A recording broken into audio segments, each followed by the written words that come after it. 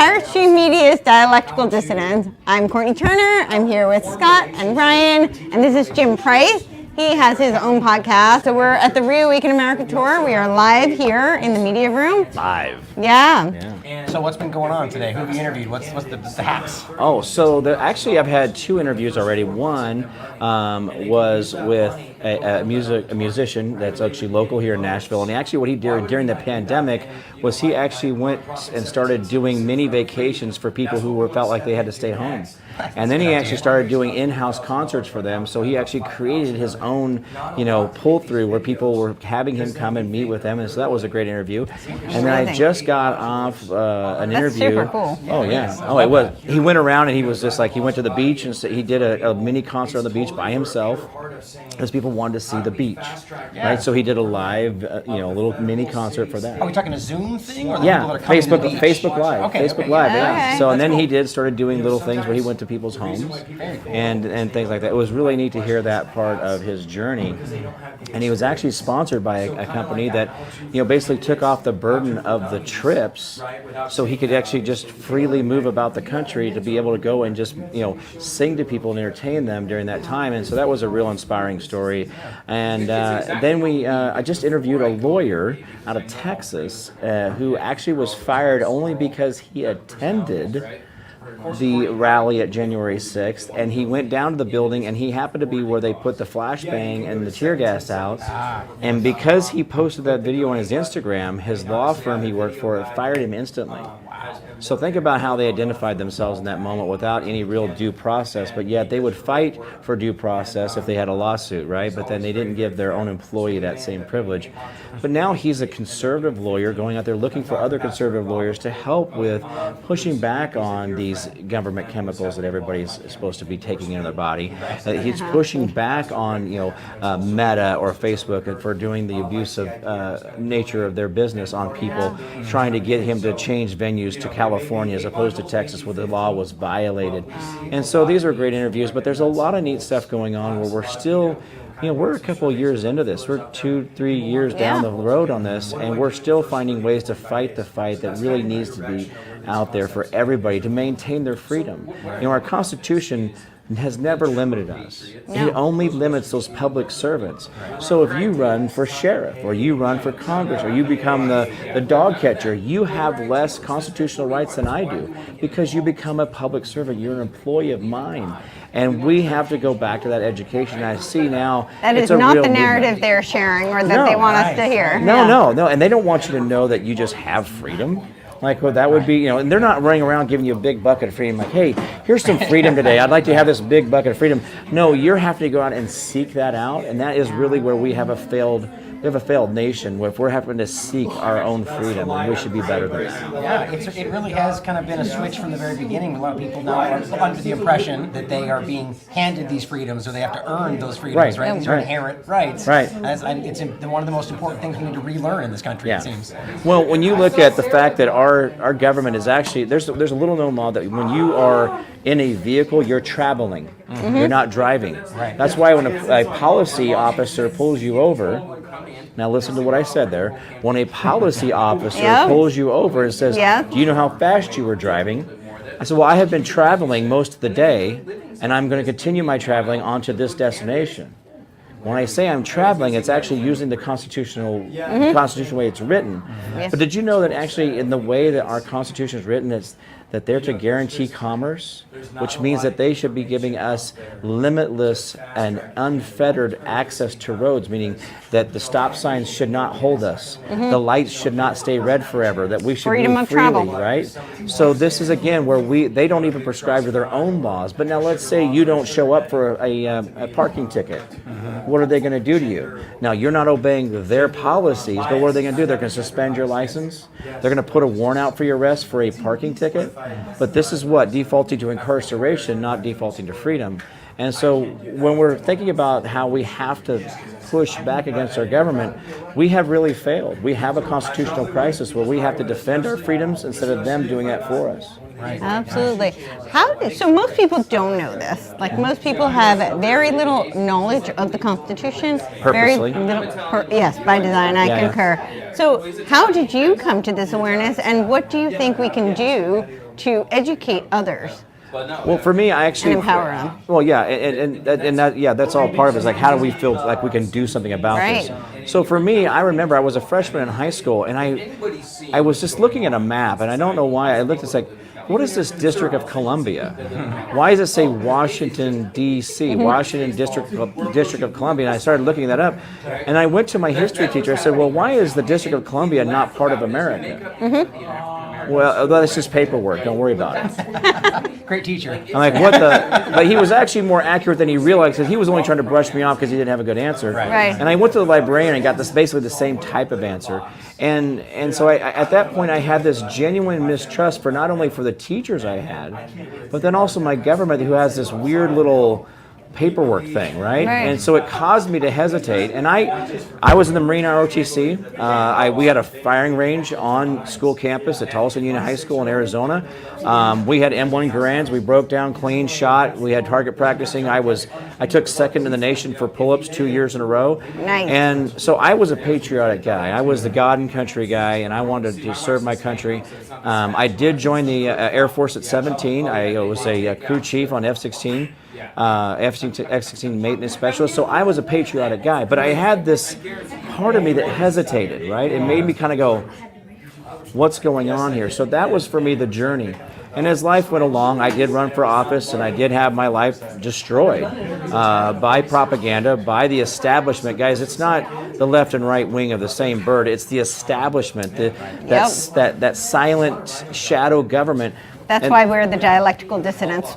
Yeah. So my friend I'm having coffee with for 3 years as a Sedgwick County judge, and at the time he said, "Hey Jim, happy birthday." And he knew that morning he had signed a no-knock warrant for my house, and at 10 a.m. they were going to raid my house. So when I say that I have a thing about freedom and liberty, because mine have been violated in ways that most people have begun to understand. Right. You know, they think, well, I got a speeding ticket I didn't deserve. They think that that's their great injury. But my life has really been affected by that. But when you have knowledge of words' meanings, how words have these meanings, and you use those properly, you become powerful.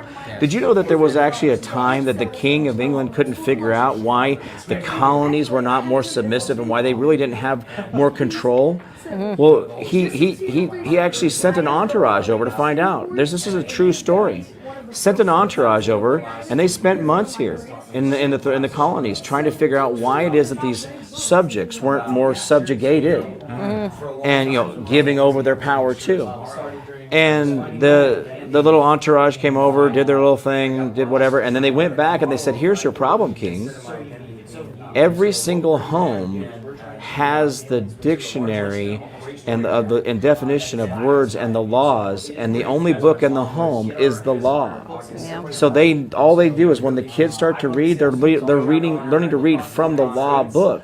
So the kids are raised to know the law from birth, so they become better citizens, knowing that you can't manipulate them because they know the law better than the people enforcing it. Right. So now, if you want to be empowered, you want to feel like you have that control, understand knowledge is there. Now, I liked history before, but when this whole thing really came apart in my life in 2016, I really wanted to learn more about what history was, what our country was, how did we get here? How did we get to such a failed state where we're afraid of our own government? Right. And so for me now, it's finding out these little tidbits about the Corporation of America, about the bold type on your birth certificate, about the number on the front and the back of your Social Security number, about the bonds that they actually use against you, the fact that you're worth somewhere between $5 to $50 billion, and they trade you openly on the stock market and on the global markets around the world. When you start learning those things, that's knowledge and that's power, and now they can't control you. Right. And so when you say, hey, what can people do? The biggest thing you can do is literally take your Bill of Rights of your state, print it out, put it on the mirror in your bathroom, and as you're brushing your teeth for that 3 minutes, read the article of the Bill of Rights in your state, and every time you read that, every time you put those words in your brain, you're going to become more powerful. And most states only have about 20 articles, and they're only a sentence long. These are not long paragraphs. Some are a little wordy, but most of them are just sentences. So you can't read 20 sentences while you're brushing your teeth to make yourself more powerful. Well, no, I'm going to go to the gym. I'm going to put, amino acids in my, I'm going to put steroids in my body. No, all you got to do is use words and understand the knowledge of those, and then that makes you more powerful than any weights you could ever lift. And this is exactly why today one of the most important agendas, I argue, is that your words are violence. They're creating a situation where you just this right here is violence when we're saying the wrong things. Right. And it made me think of a point you just made about like the stop signs and so on. All of these things are put in place under a guise of that it's because it keeps you safe, right? Safety. And this is the whole point, and that's what's happening today. Everything we're seeing is under this broad guise that it's the right thing because they decide, and so this is such a core point. All that we're talking about Absolutely. here really reach the person, and not from a COVID perspective, even though it's important, but from a root, from the Constitution, from what I love it. And then, like, what's the overlap with what you're saying there, and like the sovereign citizen conversation? Because there's a lot of those points that are right. And so I came across what I can call the secure party creditor process of UCC 1, UCC 3,